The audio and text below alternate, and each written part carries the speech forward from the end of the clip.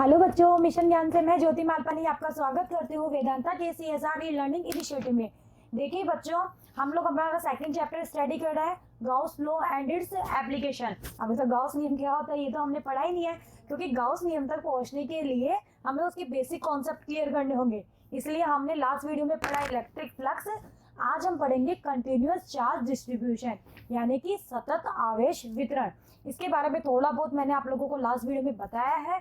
आज हम इसको यहाँ डिटेल में स्टडी करेंगे, तो कॉपी पेन लेके बैठ जाइएगा, नोट्स आप लोग जरूर बनाते रहिएगा। चलिए शुरू करते हैं। अब देखो, कंटिन्यूअस जो चार्ज डिस्ट्रीब्यूशन होता है, सतत आवेश वितरण, एक्चुअली ये होता क्या है।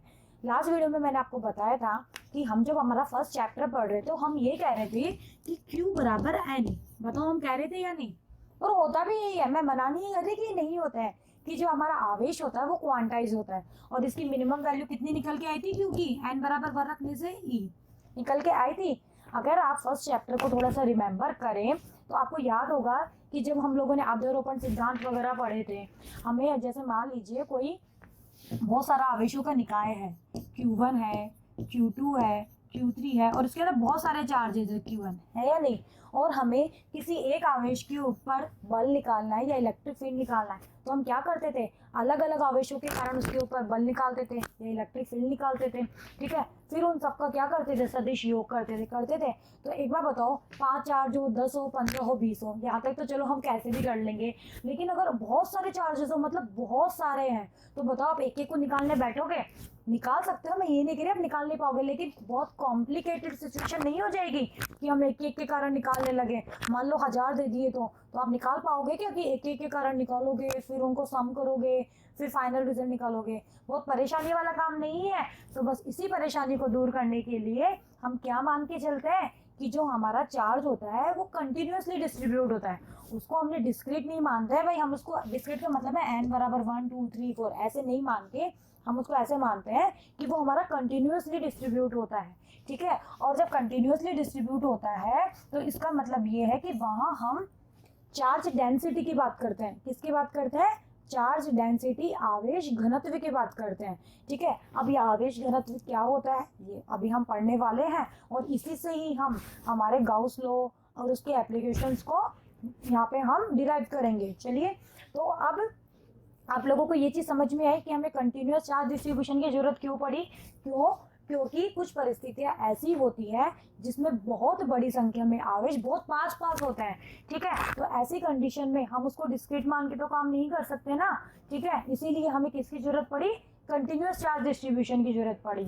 अब कंटिन्यूअस जो चार्ज डिस्ट्रीब्यूशन होता है उसमें हम चार्ज डेंसिटी की बात करते हैं। अब चार्ज डेंसिटी जो होती है वो 3 प्रकार की होती है: रेखीय आवेश घनत्व, पृष्ठीय आवेश घनत्व और आयतन आवेश घनत्व। अब ये तीनों क्या होते हैं ये हम आगे स्टडी करते हैं, तो मेरे साथ साथ आप लोग नोट्स जरूर बनाते रहिएगा। वीडियो में आपको कोई प्रॉब्लम आ रही है, कुछ समझ में नहीं आ रहा है, तो आप लोग वीडियो को दोबारा देखिएगा। ठीक है बच्चों, चलते हैं, अब एक एक को पढ़ेंगे हम। रेखीय आवेश घनत्व, इसको सिंबल, इसका जो सिंबल होता है वो होता है लैम्बडा। ये लैम्बडा ही तो है, देखा होगा ना, जाना पहचाना सा है कुछ। तो रेखीय आवेश घनत्व को हम किससे नोट करते हैं? डिनोट करते हैं लैम्बडा से। और इंग्लिश में इसको कहा जाता है लीनियर चार्ज डेंसिटी। क्या कहते हैं? Linear charge density. देखिए, इंग्लिश वर्ड्स भी आप लोगों को याद रखने हैं।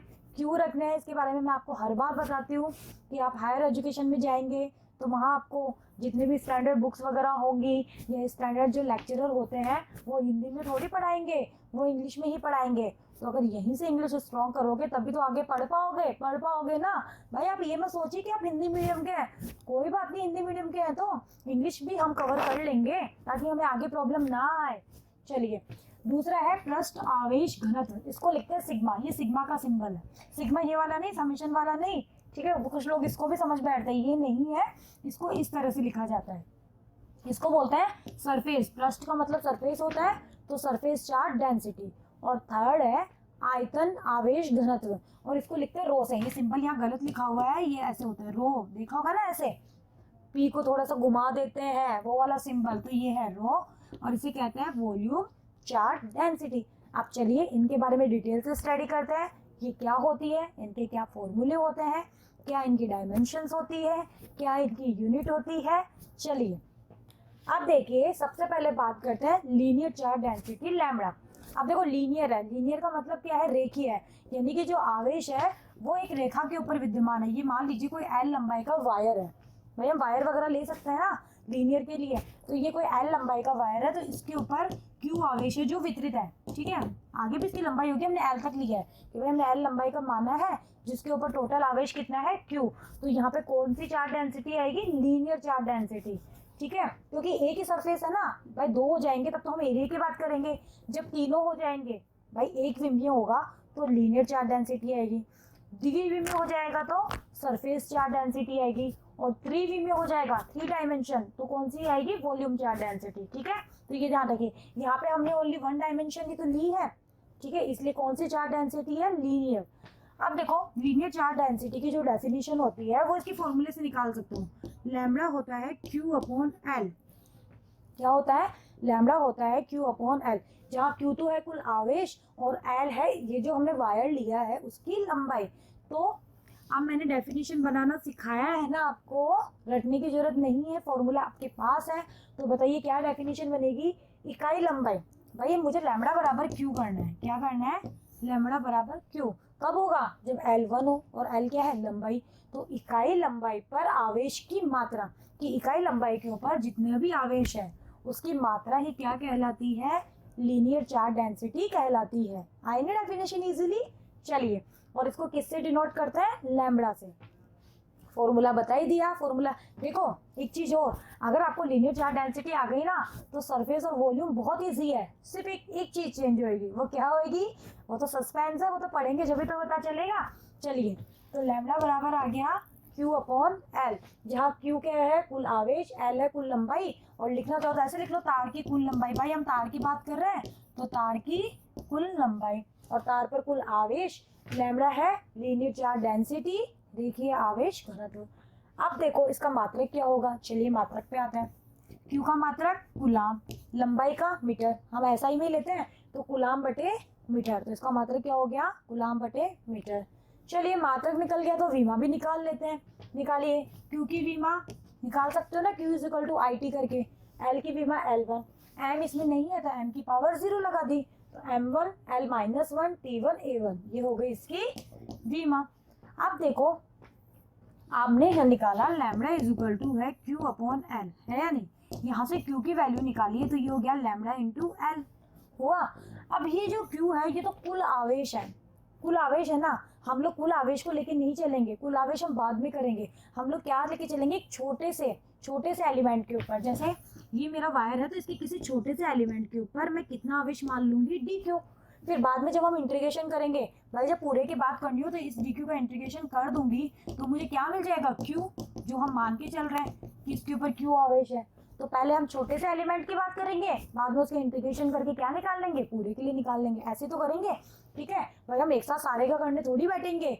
चलिए, तो अगर छोटे से एलिमेंट के ऊपर अवयवी आवेश DQ है तो लैम्बडा, तो इस DQ को कैसे लिखेंगे, देखो यहीं से ही सिर्फ इसको DQ चेंज करना है, कर दिया, लैम्बडा तो एज इट इज रहेगा, लैम्बडा में फर्क नहीं पड़ता है, चाहे आप छोटे से एलिमेंट की बात करिए चाहे पूरे के लिए बात करिए, लीनियर चार्ज डेंसिटी वही रहती है, सिर्फ चेंज क्या होगा, लेंथ। भाई इस छोटे से एलिमेंट की, इस पूरे की DL है तो इस छोटे से एलिमेंट की कितनी हो जाएगी, DL, इसको DL ऐसे भी लिख सकते हो आप, कैसे भी लिख सकते हो, तो DL हो जाएगी, तो DQ is equal to lambda into DL, बहुत इंपॉर्टेंट फॉर्मूला है, और बस यही फॉर्मूला आगे काम आएगा जब हम गाउस लॉस पढ़ेंगे और उसके एप्लीकेशन करेंगे।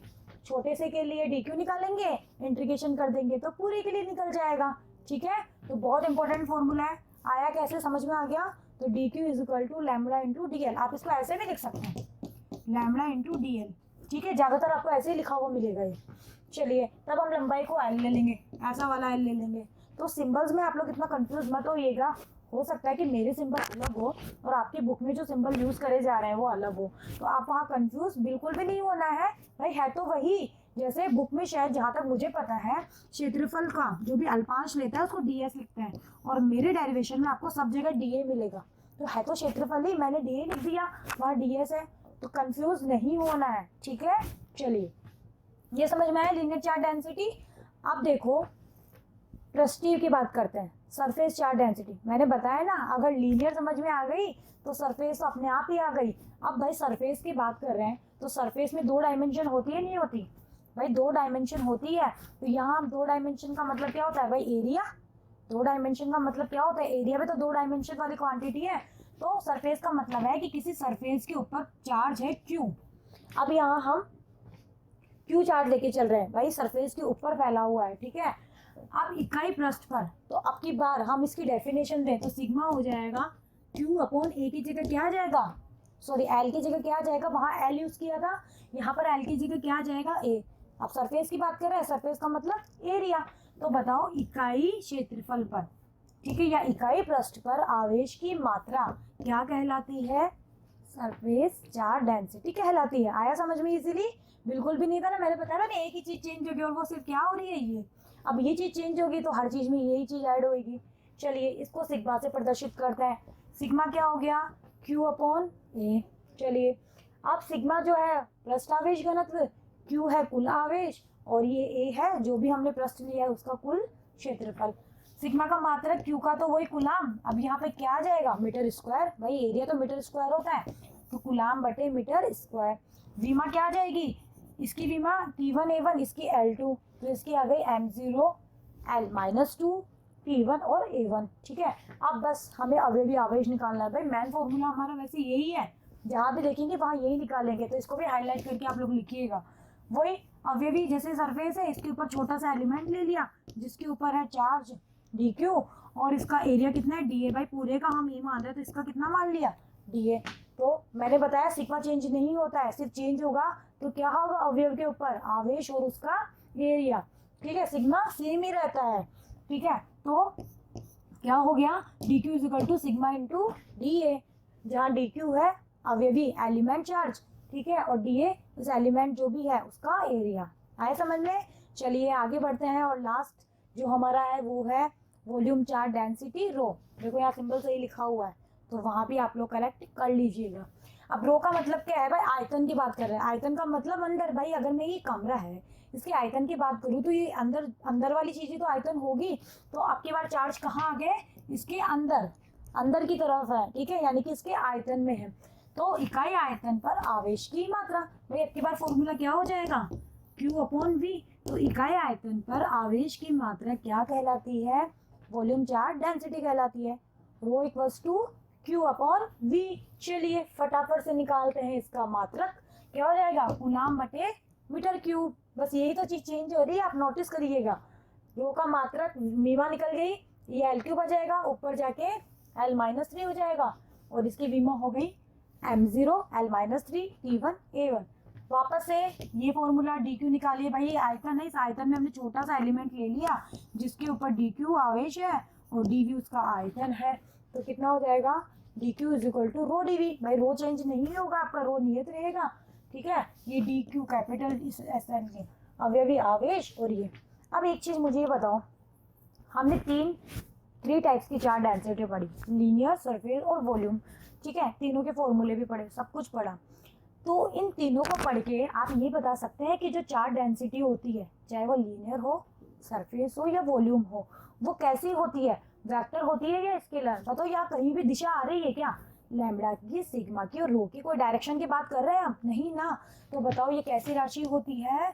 आवेश जो घनत्व होता है वो एक अदिश राशि होती है, ठीक है। तो ये भी आप लोग ध्यान रखिएगा, ठीक है बच्चों।